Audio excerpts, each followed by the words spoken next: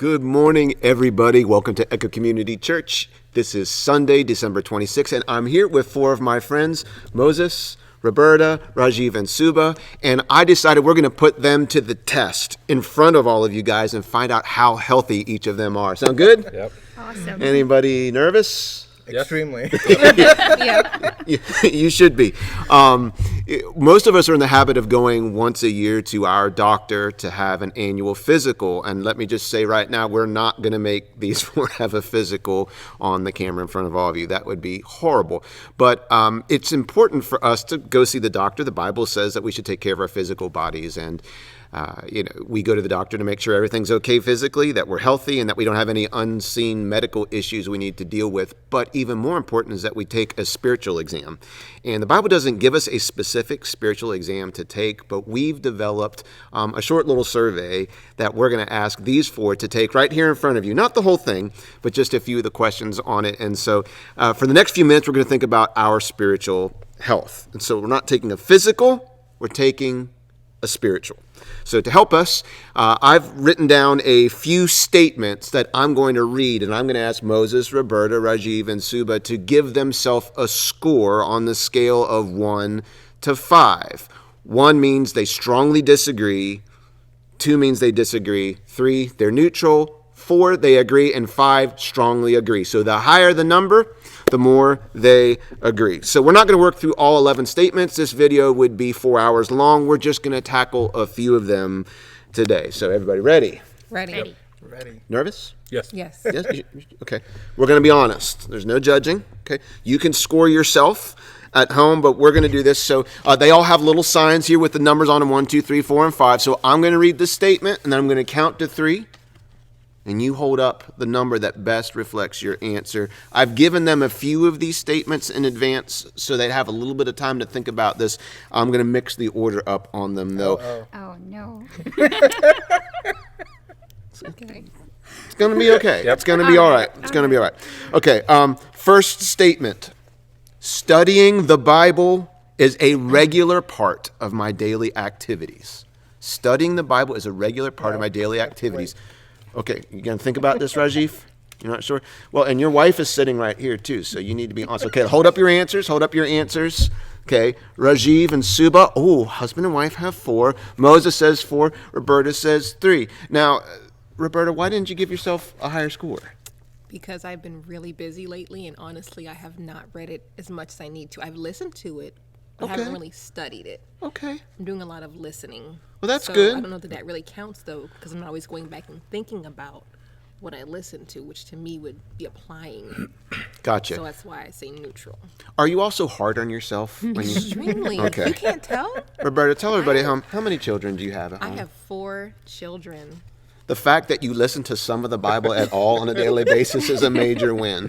It's a miracle in itself. It is. It is. Moses, how many children at home for you and Lauren? 1. And how many for you guys? 2. Do you find that having children around make it challenging or easier to spend time studying your Bible? So for me, it made it harder, but it also encouraged me because I was at a 3, and then Gabby asked me a question, and then just changed my whole year that I had to step up to a 4. Because she asked me, like, hey, what does the Holy Spirit do? And I'm like, good question. Okay. And I said, like, I have to be ready when she starts asking these questions that seem normal to us, but how do I explain it to a 3-year-old that she would understand and grow up with a foundational? So my year has been more of, like, try to relearn what I've learned. So it was different than prior years. Like, prior years, I would just have like a relationship and be like, oh, this verse spoke to me because of this, that, and the other. Now it's like I'm getting foundational doctrine and kind of like relearning it so that I could just tell Gabby, this is what we believe in this house. So it hasn't been that romantic as before, but more of like, hey, relearning. Wow. And that's where I went really from a 3 to a 4. Rajiv and Suba, you each gave yourself a 4. Why not a 5? Well, I think with work and family and everything else, it's been hard to really spend a lot of time studying the Bible, but at the same time, it is very important to us as a family to be in the Word and to just have that have that relationship. So I don't think I'd definitely like to spend more time and be more intentional about it, but I think that's why it's a 4. Would you say that it's regular, though, for both of you to spend time Yes, reading your Bible and studying absolutely. it? And I use the word studying the Bible as opposed to reading the Bible. What do you think differentiates studying the Bible from Bible reading? I think it just means taking time after you finish reading it to actually think about it, to process it, and to even make other connections that you haven't thought about before, and just asking the Holy Spirit to show you truth in there. Suba, what do you think?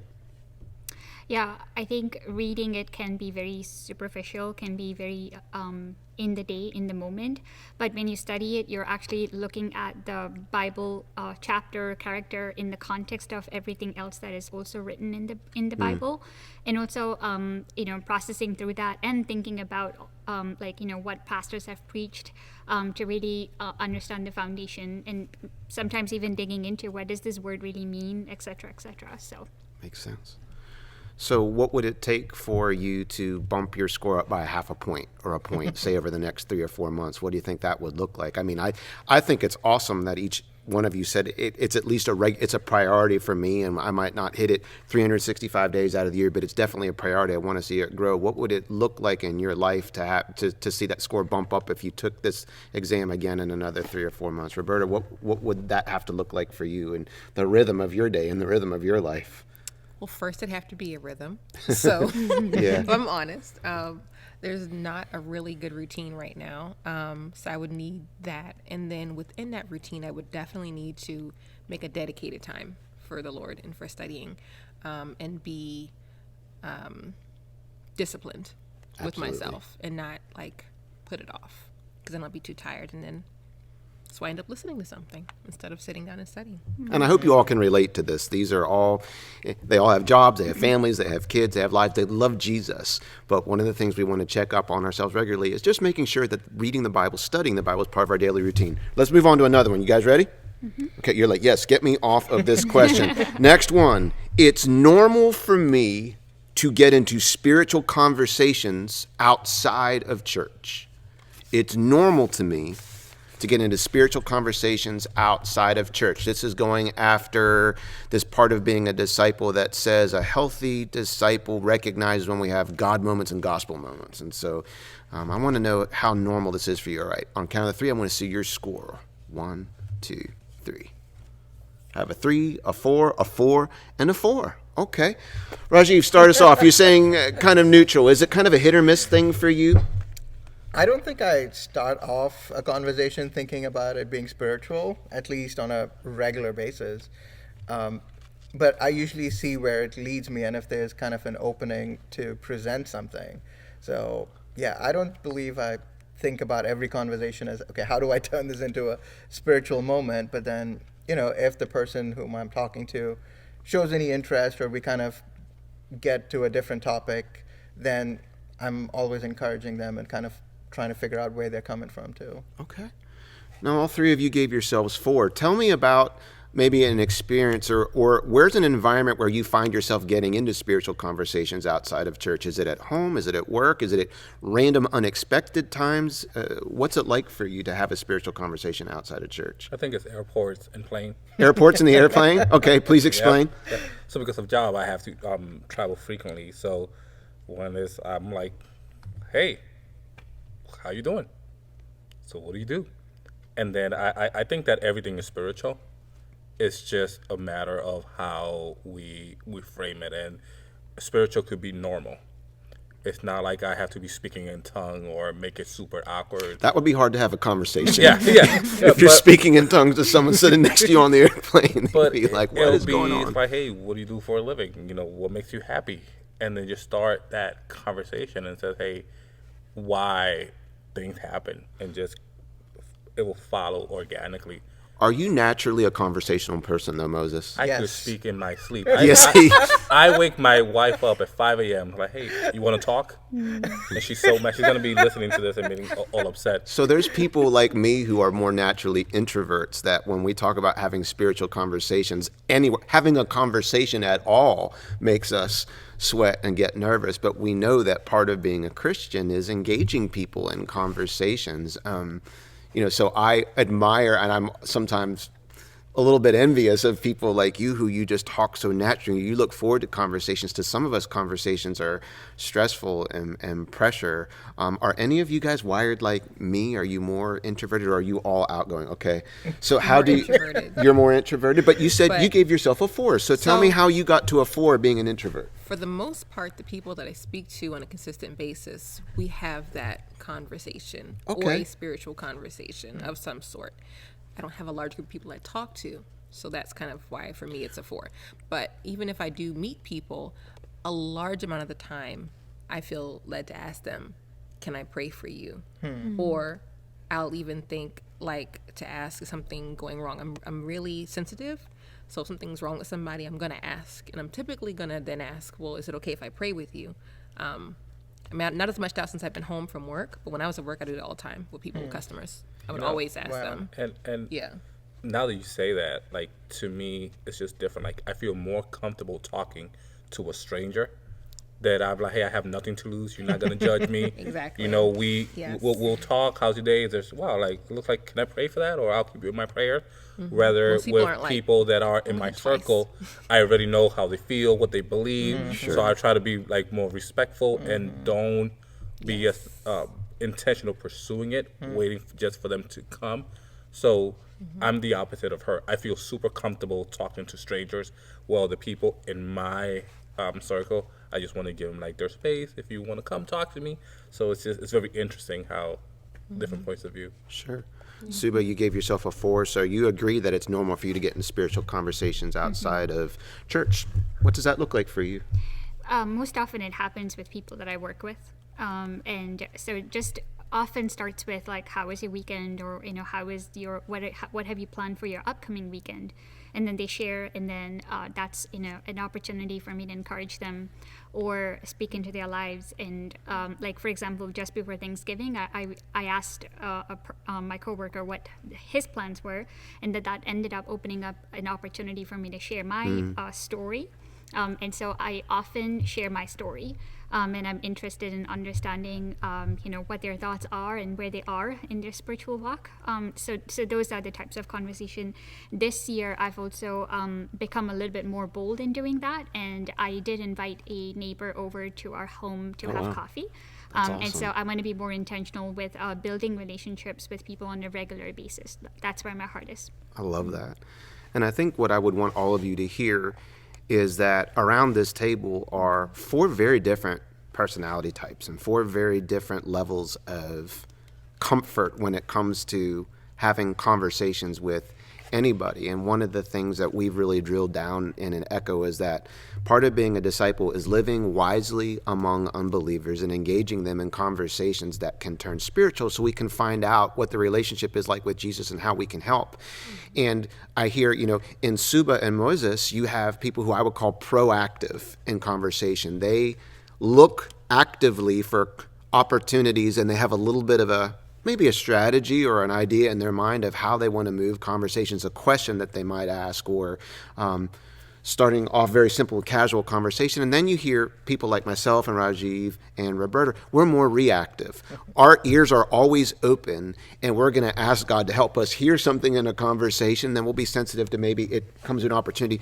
I think one of the greatest questions you can ask is, how can I pray for you? Because that's a very non-threatening question, and the individual can choose in that moment to go with you in that conversation, or they can put up a boundary there that you haven't forced them on. And I love what you said, Rajiv. It's not like you start the day going to work thinking, how can I move all these conversations into a spiritual direction? But you're always listening and able to do that.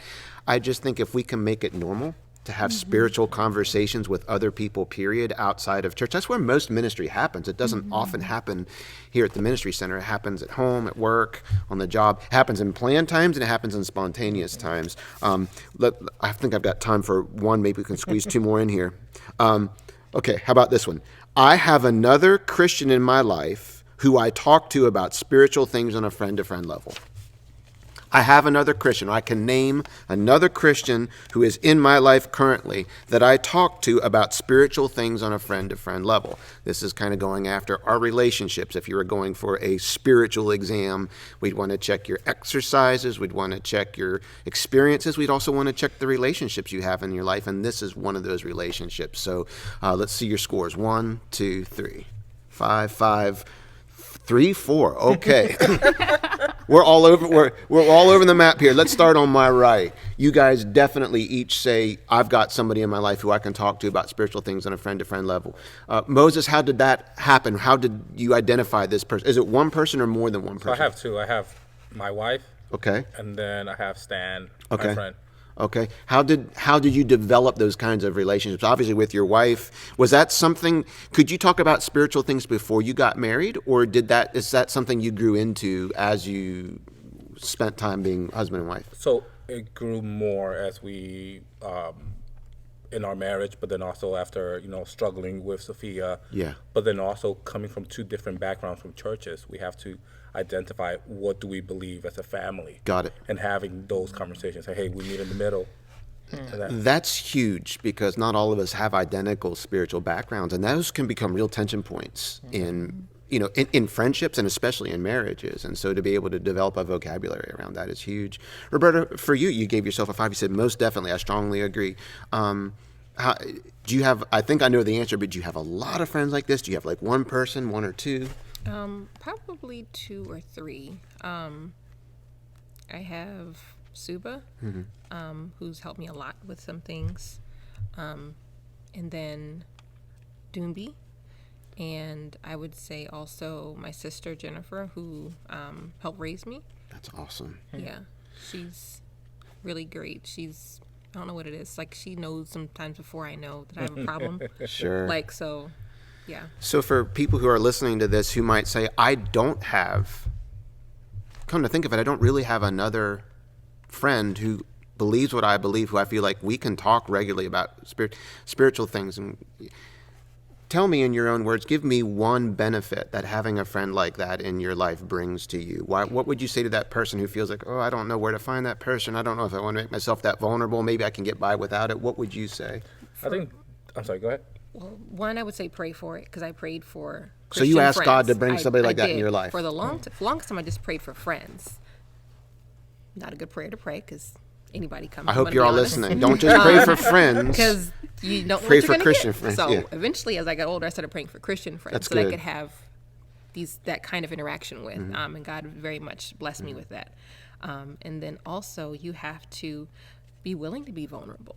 It's hard. You never know. I've Yes. shared myself with people, and it did not turn out well. Same. But then I've shared myself with people, and they've kept my confidence, and they've been kind to me. Love it. You have to be willing to be possibly hurt, but you don't know until you try. But Proverbs also says, faithful are the wounds of a friend. And so when you have a Christian friend, they're coming to you with a knife like a surgeon, not like, sometimes we need people who can tell us the good things that are hard things for our good. And so, we need people in our life like that. Moses, what's one benefit that having a friend you can talk to on a friend-to-friend level about Christian things? I think with my friend Stan, as a man, that the advice that he's going to give me is going to come from a biblical perspective.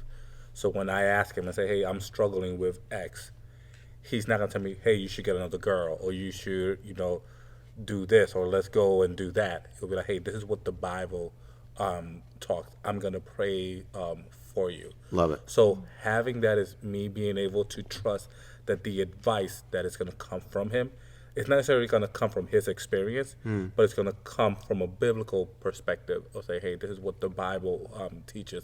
This is what, he'll lend me a book that I never return. I have 3 or 4 books. I'm like, hey, I have to give this to you, but it all have come from situations that we've had. And he's like, hey, look, this is a good sermon. This is a good devotional. Now, Suba, you surprised me here. Yeah. You gave yourself a 3, and I always see you having spiritual conversations, and yet you graded yourself differently than maybe as your pastor seeing you from a distance, was you graded you. What drove your decision to give yourself kind of a neutral agreement with that statement? Maybe I'll change my answer.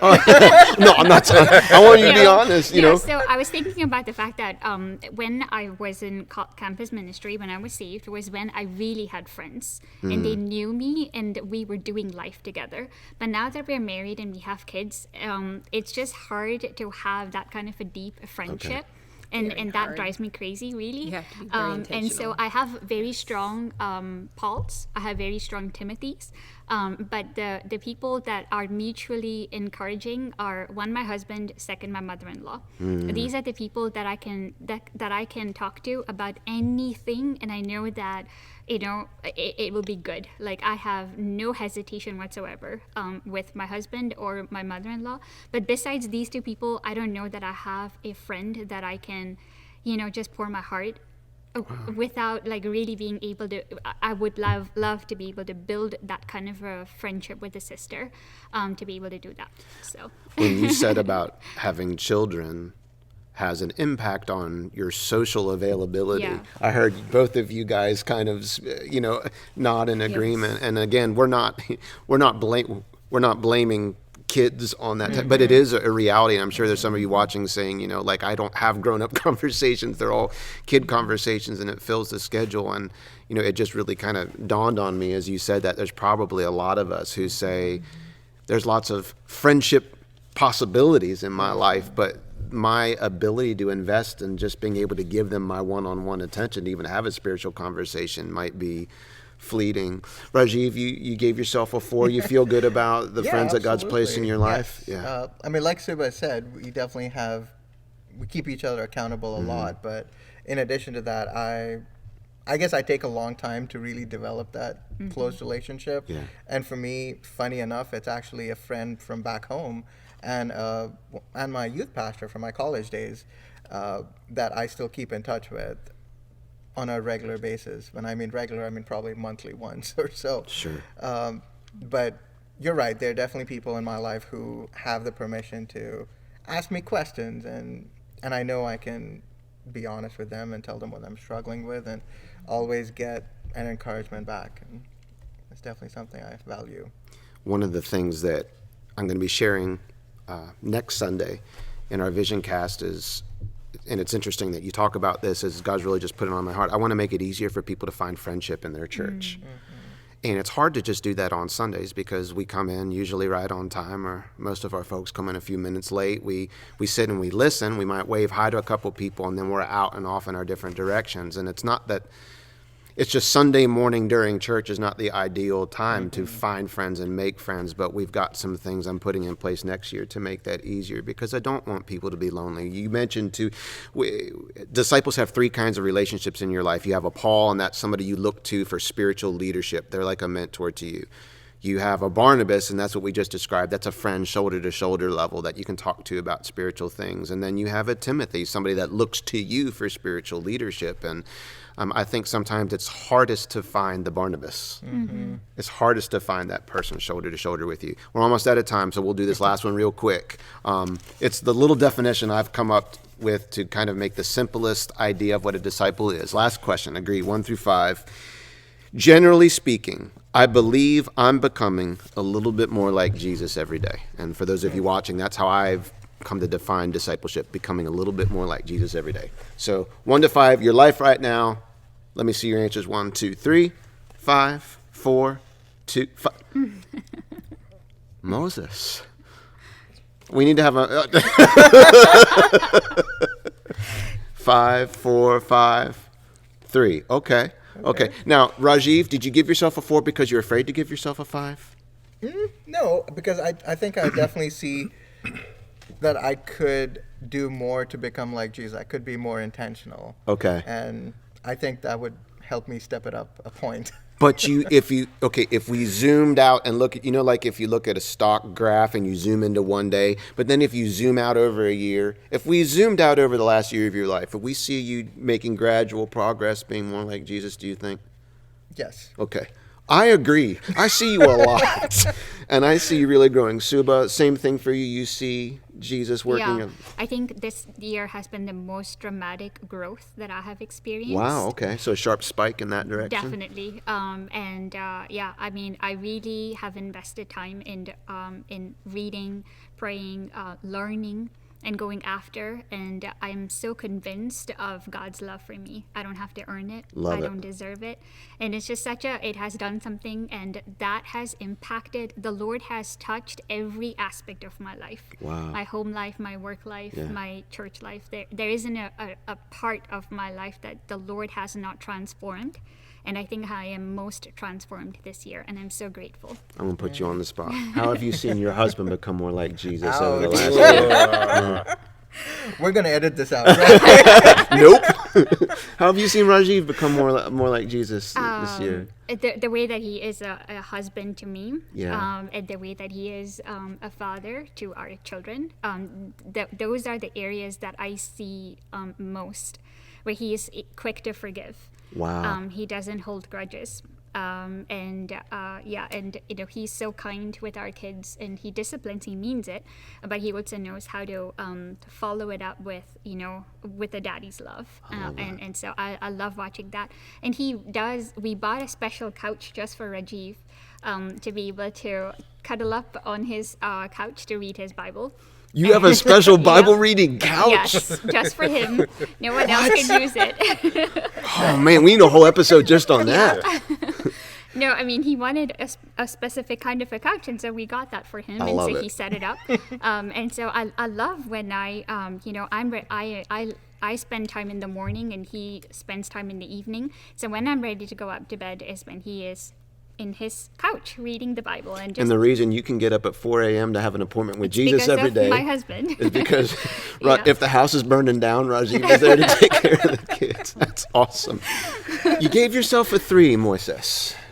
You don't see yourself becoming more like Jesus every day? Where did that come? What's going into that number? I think I'm at a different. Like, I wish this year would have been like Suba. Yeah. I think I had years where, I definitely saw the growth. I think like this year, it's just like it plateaued. Okay. So I didn't see myself like regressing. It's just like Okay. norm. So I don't know if I just felt in this routine or like being home and just like a circle.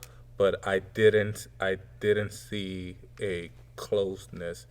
I just say, hey, it's the same. So I Okay. would have said, hey, it's not bad, but it's just Okay. So what moves the needle for you over the next couple of weeks? What moves the needle? Because there's going to be lots of people listening and say, I'd give myself a 3. I'd give myself a 2. What's something you can do to get the needle moving? I think is being intentional, and I think being not as pragmatic as on the approach of how I read the Bible, or the approach of me saying, hey, but just actually being more open and just letting the Spirit flow in me, and I think that it's not being as pragmatic of saying, hey, this is the formula. Yeah. It's like, hey, Well, and Jesus isn't a formula, Yeah, right? And whatever you Jesus, wanna do, and just- Jesus doesn't put this pressure on us to have to check boxes. I like discipline when we don't have desire. In other words, when I don't have a desire to do something, discipline will carry me so far. But ultimately, we want that desire to take over, because once I have that desire, I don't need to lean on the discipline. But I think it's beautiful, though, in different seasons. You can have a summer season where you're growing by leaps and bounds, and you might have a winter season. This year might have felt like winter for you. It doesn't mean there wasn't growth. It just might be way deep down under the soil, and those roots are growing deep. But I love what you said right there, because there's still a desire in your heart to see that type of growth. But maybe there's been some just deepening going on in your character, that when you move into the spring season, you're gonna see, man, during that last 6 months of my life, I didn't see anything, but now look at all the fruit that's coming from it. Roberta gave yourself a 5. Yeah, you seeing some real growth in your Compared life. to last year, if we're looking at it, definitely Yeah. based on that, yes. That's awesome. Definitely. Even during this time of the year, I would typically become really depressed because my parents are gone. And I don't feel like that this year. I don't have that weight and that heaviness on me that I would typically have. Typically, I would dread Christmas. Wow. Like I would. My husband was even telling me, he was like, you used to like not be like happy. So for that especially, I would say just not letting my past make me so focused on it that I missed and I'm not present. Yeah. Wow. I've definitely seen Roberta grow this year. It has been dramatic. Yeah. Yeah. Thank you. And you shared Appreciate that. and you shared your story here with us, and we've kind of evaporated through all of our time today, but I do want to make this resource available for you. I hope we've modeled for you. You can really sit down with your family. You can sit down with some friends that you have, and you can kind of toss these questions out and talk about them. At Echo, we don't want spiritual conversations to be off limits or awkward or taboo.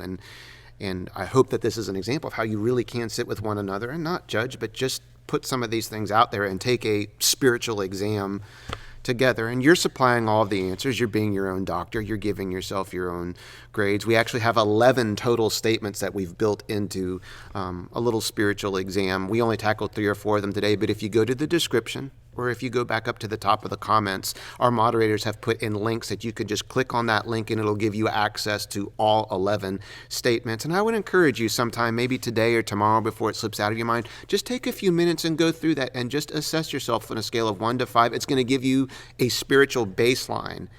And then it's going to show you some areas where you feel like you're doing really well and some areas where there might be room for some growth. I encourage you every 2 or 3 or 4 months, go back and retake that assessment. It just gives you an opportunity to track your own growth, to see that we're always making progress as disciples. So thank you, Moses, Roberta, Rajiv, and Suba. Thank you guys for tuning in. Have a Merry Christmas and a Happy New Year, and we will see you back here at the Ministry Center next Sunday for our first worship service of the year 2022.